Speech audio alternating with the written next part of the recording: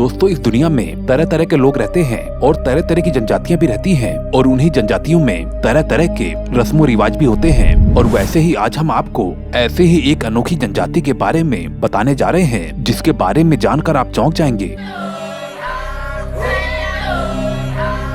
Africa में पाई जाने वाली इन ट्राइब्स के लोगों को चरवाहों योद्धा के नाम से जाना जाता है और साथ ही ये ट्राइब्स अपने कल्चर के लिए बहुत ही ज्यादा मशहूर हैं और साथ ही ये ट्राइब बहुत ही ज्यादा खतरनाक माने जाते हैं। ये ट्राइब इतने ज्यादा खतरनाक होते हैं कि ये बिना किसी हथियार के ही एक शेर का शिकार भी कर लेते हैं और साथ ही ये ट्राइब्स सरकार के नियमों और कानून को बिल्कुल भी नहीं मानते, बल्कि इनके बनाए हुए खुद के नियम और कानून होते हैं और उसे ही ये लोग मानते हैं। दोस्तों आज के इस वीडियो में हम बात करने वाले हैं मसाई ट्राइब के बारे में। आज हम आपको इस ट्राइब के शादी कल्चर और इनके रहन सहन और फेस्टिवल के बारे में बहुत ही कुछ बताने वाले हैं। दोस्तों शुरू करने से पहले मैं आपको बता दूं कि इस वीडियो को बनाने में काफी मेहनत लगी है, कृपया करके अपना एक लाइक जरूर दे दें। चलिए शुरू करते हैं। दोस्तों ये जनजाति अफ्रीका में पाई जाती है। इन जनजाति के लोगों को चरवाहों तथा योद्धा के रूप में जाना जाता है। ये जनजाति तंजानिया तथा केन्या के जंगली रेगिस्तानी इलाकों में निवास करती है।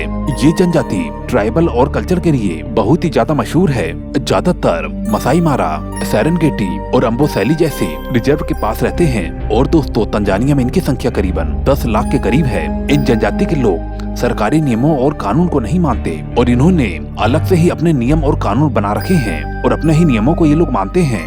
दोस्तों सबसे पहले हम आपको बता दें कि इन मसाई जनजाति के लोगों का घर कैसा होता है। इन मसाई लोगों का घर अस्थायी होता है। इनका घर गाय के गोबर के मिक्सचर से बना होता है और महिलाएं ही मिलकर इन घरों को बनाती हैं। इनका घर भी भारत के झुग्गी झोपड़ी जैसे घर ही होता है। ये मसाई लोग अलग अलग दल बनाकर रहते हैं। इनके एक परिवार के अंदर करीबन 20 से लेकर 40 लोग तक रहते हैं। हर परिवार की झोपड़ी अलग अलग होती है। इनकी झोपड़ियों को घास फूस और पेड़ की टहनियों से और साथ में गोबर के मिक्सचर से बनाया जाता है। कई सारी झोपड़ियों के बीच खुली जगह छोड़ दी जाती है और जहाँ पर रात के समय पशुओं को रखा जाता है। रात के समय में जंगली जानवर, चोर या डाकू से सुरक्षा के लिए इनके योद्धाओं को तैनात किया जाता है। वे रात में तलवार भाले लेकर अपने लोगों की सुरक्षा करते हैं। जब आसपास की घास या आदि खत्म हो जाती है तो फिर ये सभी जनजाति के लोग अपने पशुओं को लेकर अलग जगह पर चले जाते हैं और जहाँ पर कि ये लोग अपने झोपड़े वगैरह दोबारा से बना लेते हैं और वहाँ पर भी ऐसा सब कुछ चलता रहता है। अगर यहीं पर इनके पहनावे की बात की जाए तो इनके पुरुष खतना के बाद काले रंग का वस्त्र पहनते हैं और इसके अलावा नीले रंग का वस्त्र भी पहना जाता है। इन लोगों के अंदर लाल रंग के वस्त्र को बहुत ही ज्यादा पसंद किया जाता है। 1960 के बाद इन लोगों को सूती वस्त्र भी पहनना बताया गया है। तंजानिया के मसाई प्लास्टिक के सैंडल भी पहनते हैं। इसके अलावा महिलाएं लकड़ी के कंगन भी पहनती हैं और जो कि इनके आभूषणों के अंदर गिना जाता है। इनकी महिलाएं कई प्रकार की सजावट भी करती हैं। दोस्तों आपको जानकर हैरानी होगी कि इन मसाई जनजाति का सामाजिक संगठन अपने देश की तरह गोत्रों पर संबंधित है। पुत्र का गोत्र पिता के गोत्र से निर्धारित होता है। इनके एक ही गोत्र के अंदर विवाह नहीं हो सकता। मसाई जनजाति के अंदर जन्म होते ही इनका विवाह निर्धारित हो जाता है, यानी कि सगाई हो जाती है। मसाई जनजाति के अंदर एक व्यक्ति कई शादियां करता है और इनके जनजातियों में सभी पत्नियों को बराबर महत्व दिया जाता है। इनमें पिता की मौत के बाद जायदाद को आपस में बांट लिया जाता है। मसाई जनजाति के अंदर एक धार्मिक नेता होता है जिन्हें लैबान कहा जाता है। समाज के अंदर उनका बहुत ही सम्मान होता है। वह एंगाई नाम के देवता का पूजा करता है।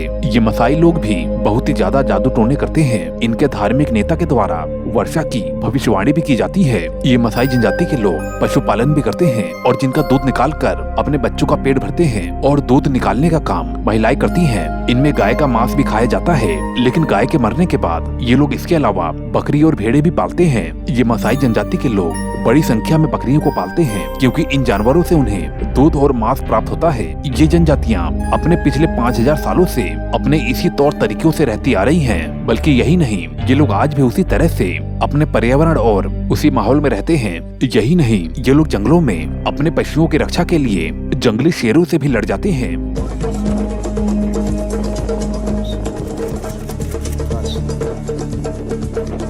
और वो भी बिना किसी हथियार के। तो समझिए दोस्तों ज्यादा खुखार कौन है, जंगली शेर या ये लोग। दोस्तों आप सभी लोग तो जानते हैं कि जब दूल्हा और दुल्हन एक दूसरे से शादी करते हैं तो बड़े बुजुर्ग उन्हें आशीर्वाद देते हैं ताकि उनके आगे की जिंदगी खुशहाल तरीके से बीते। लेकिन केन्या के इन जनजाति के लोग शादी के बाद दुल्हन को अजीब तरीके से आशीर्वाद देते हैं। ये जनजाति दुल्हन के ऊपर थूक कर उन्हें आशीर्वाद देती है। ये रीति रिवाज काफी ज्यादा अजीब है।